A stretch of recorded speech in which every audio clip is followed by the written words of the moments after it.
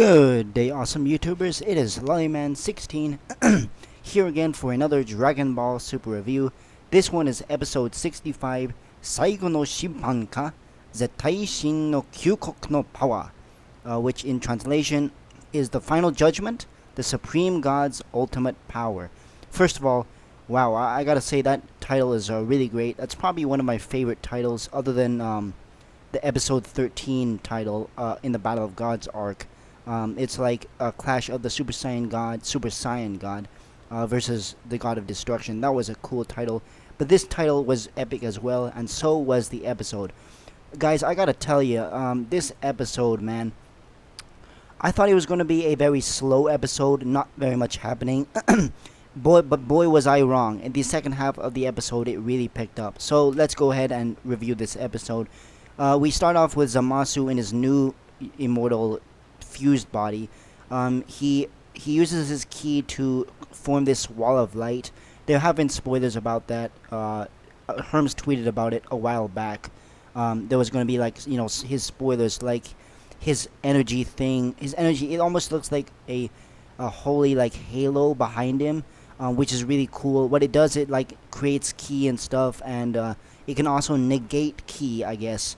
What it is really. I guess they describe it as a wall of light. But anyway, he used this halo to create some devastating ki blasts, multiple of them, to basically tear the ground apart and stuff. Goku and Vegeta are still fighting, and Zamasu is bragging about his immortal power, immortal body and all this stuff. Before I continue with the review, I just want to say that I'm getting these translations from Herms, and then I'm also getting them later on from Crunchyroll, so if that's where you guys want to know where I get these subtitles and stuff. And of course, big shout out to Herms. But anyway, continuing, Vegeta, saying what amazing amount of energy or ki, he can sense it because he's obviously a deity as well. But anyway, so Vegeta tells Trunks and Mai to take cover because Zamasu is really strong, and Zamasu has a new attack. It's called the Spears of Judgment. Basically, it's what he does is he creates ki, regular ki blasts in shape of spears, and he throws it to the ground. And once they're in the ground, they explode. So that's a pretty cool ability that he can do. The humans around. There's a lot of talking and stuff with the humans in this episode, at least in the first portion of the episode, which I did not think they would do. But what happens here, it's kind of filler, but what happens here is, the villagers are running away because everything is being destroyed and they're in danger, that the whole service might collapse because, they're underground and stuff. So anyway, Yajirobe actually gets picked to investigate what's going on outside, and, he's kind of scared and stuff, but, it looks okay, so he goes out there, instead. So the resistance guys wonder if Zamasu is a good guy, but no, because there's an interesting dialogue what happens. Those two kids that they've been displaying throughout this arc, I guess their names are Haru and Maki.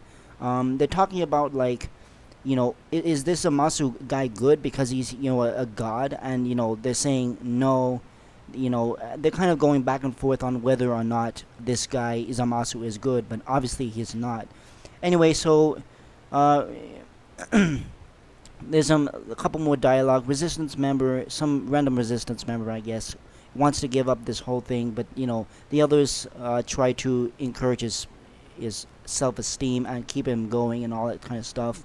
Meanwhile, Vegeta's getting angry because Zamasu is pretty much playing around with him with his new form, and he's kind of saying he's getting angry because he's playing around, and so he goes up to charge him, but to no avail. It doesn't do crap. Some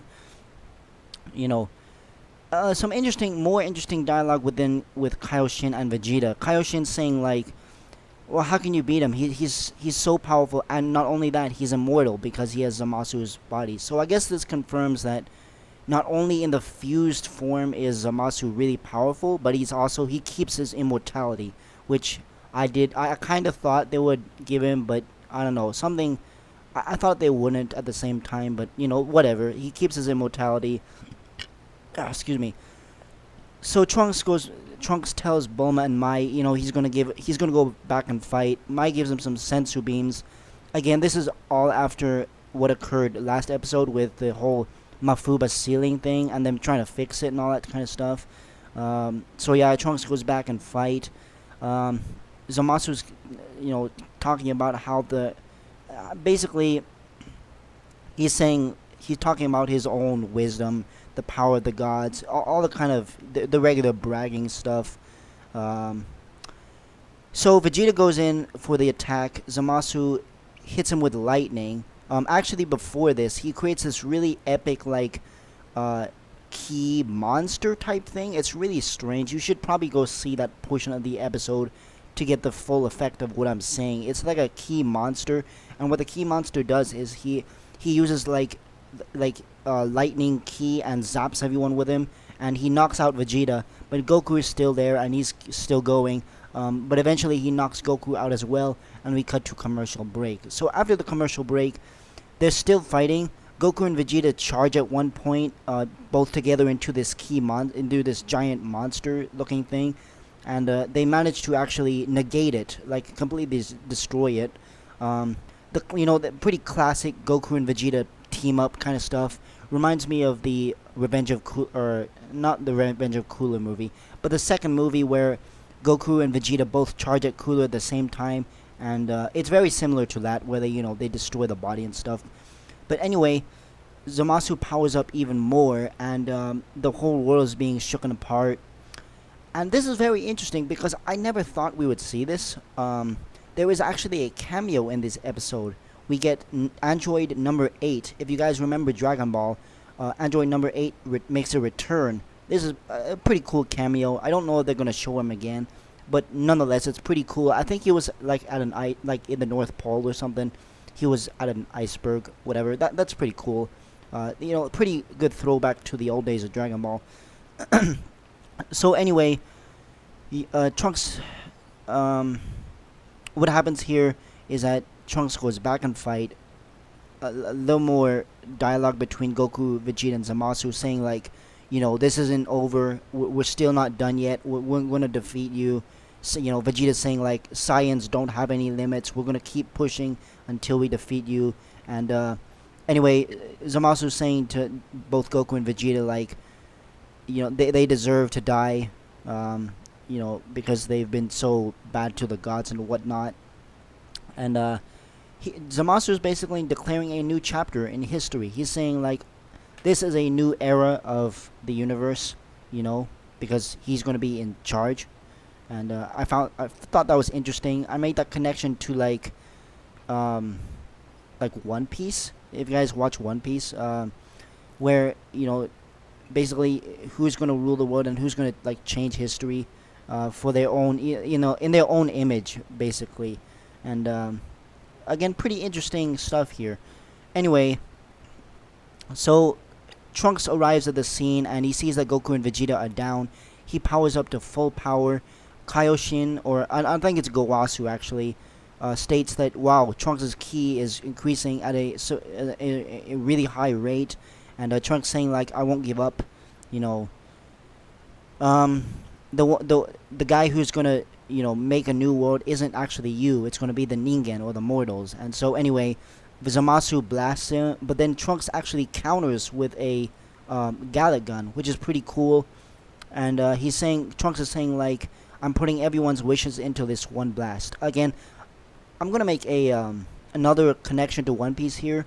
This reminds me of where there's two things. Number one, in the movie where Luffy fights Grundy World. If you've seen that movie, Luffy attacks him with Red Hawk, and you see the images of all his nakama, or his friends. I found that pretty cool as a connection. And then again, in the Punk Hazard arc, where Luffy attacks Hody Jones and he sees the image of his brother Ace. Again, pretty cool connections. It's kind of similar, that's why I'm making these connections. But anyway, Trunks refuses to give up, and Vegeta comes to aid him in this struggle. And Vegeta actually, in his blue form, uses the Gallic gun, or the Gallic Goho. I don't think we've ever seen Vegeta use the Gallic gun in his blue form. Actually, I don't think that's ever happened, but that was cool to see. Zamasu, there's a really big power struggle. Everything is being torn apart, but eventually, Trunks and Vegeta overpower Zamasu, which is interesting. But of course, Zamasu is not defeated, and so Goku comes and uses a Kamehameha to finish the job, or what seems to be finishing the job. And of course, the episode ends at a stalemate. Zamasu and Goku's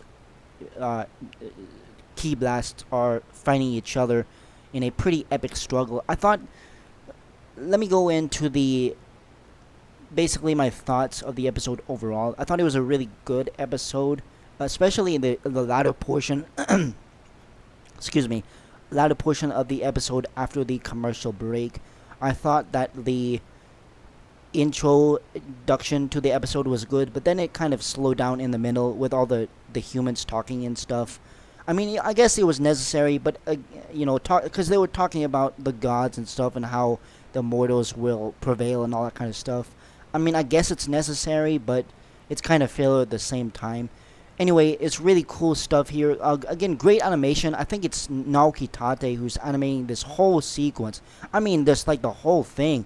His style of really fluid stuff here and there, really great. No animation errors at all in this episode, and neither is going to be the next episode, because guys, before I get out of here, I will, huge spoilers right now. The next episode, if you've seen it, it's Vegito. Vegito is coming back. He's going to his Super Saiyan Blue form. Holy crap. I knew this was going to happen, and then I also knew this episode was going to be an episode where Vegeta and Goku are going to get their asses handed to them, but not in this way. I didn't think, I didn't expect them to be this much of a comeback, especially Trunks. Man, Trunks has been just a really powerhouse in this arc. I mean, he's already kept up with the rest of the Z fighters. He started out with SS2, and then he's all the way up to almost Goku and Vegeta's level. It's pretty insane, but again, props to Trunks for being a powerhouse in this arc. Anyway, that's my review, guys. I hope you guys enjoyed it. I thought this episode was good. Middle parts weren't that great, but interesting dialogue. Great cameo from Android 8. And yeah, guys, can't wait for Vegito to show up next episode. That's all for me.